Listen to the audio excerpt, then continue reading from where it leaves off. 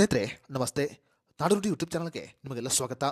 ಸ್ನೇಹಿತರೆ, ಮಾಸಿಕವಾಗಿ 20,000ಕ್ಕಿಂತ ಅಧಿಕ ಸಂಬಳವನ್ನು ಪಡೆದುಕೊಳ್ಳುವವರಿಗೆ ಇದೊಂದು ಗುಡ್ ನ್ಯೂಸ್ ಅಂತ ಹೇಳಬಹುದು.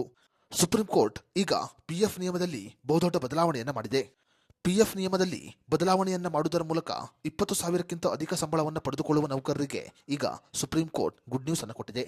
ಹಾಗಾದರೆ 20,000ಕ್ಕಿಂತ ಅಧಿಕ ಸಂಬಳವನ್ನು ಪಡೆದುಕೊಳ್ಳುವ ನೌಕರರಿಗೆ ಸುಪ್ರೀಂ ಕೋರ್ಟ್ ಕೊಟ್ಟಿರುವ ಗುಡ್ ನ್ಯೂಸ್ ಏನು ಅನ್ನೋದರ ಬಗ್ಗೆ ಸಂಪೂರ್ಣ ಮಾಹಿತಿಯನ್ನ ಈ ವಿಡಿಯೋದಲ್ಲಿ ನಾವು ನಿಮಗೆ ತಿಳಿಸಿಕೊಡ್ತೀವಿ.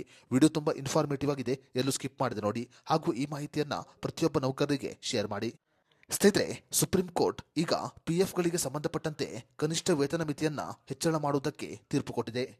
ಪಿಎಫ್ ಯೋಜನೆಗಳಿಗೆ ವೇತನ ಮಿತಿಯನ್ನ 15,000ದಿಂದ 25,000ಕ್ಕೆ ಏರಿಕೆ ಮಾಡಲು ಈಗ ಆದೇಶವನ್ನು ಹೊರಡಿಸಲಾಗಿದೆ. ಇನ್ನು ಮುಂದೆ 25,000 ರೂಪಾಯಿವರೆಗೆ ಸಂಬಳವನ್ನು ಪಡೆದುಕೊಳ್ಳುವವರು ಕೂಡ ಪಿಎಫ್ ಯೋಜನೆಯ ಲಾಭವನ್ನು ಪಡೆದುಕೊಳ್ಳಬಹುದು. ಪಿಎಫ್ ಯೋಜನೆಯ ಕನಿಷ್ಠ ಮಿತಿಯನ್ನ 15,000ರಿಂದ 25,000ಕ್ಕೆ ಏರಿಕೆ ಮಾಡಲು ಈಗ ಸುಪ್ರೀಂ ಕೋರ್ಟ್ ಆದೇಶವನ್ನು ಹೊರಡಿಸಿದೆ. ಕೇಂದ್ರ ಸರ್ಕಾರ ಸುಪ್ರೀಂ ಕೋರ್ಟಿನ ಈ ಆದೇಶಕ್ಕೆ ಒಪ್ಪಿಗೆಯನ್ನು ಕೊಟ್ಟರೆ ಇನ್ನು ಮುಂದೆ 20,000ಕ್ಕಿಂತ ಅಧಿಕ ಸಂಬಳವನ್ನು ಪಡೆದುಕೊಳ್ಳುವವರು ಕೂಡ ಪಿಎಫ್ ಯೋಜನೆಯ ಲಾಭವನ್ನು ಪಡೆದುಕೊಳ್ಳುತ್ತಾರೆ.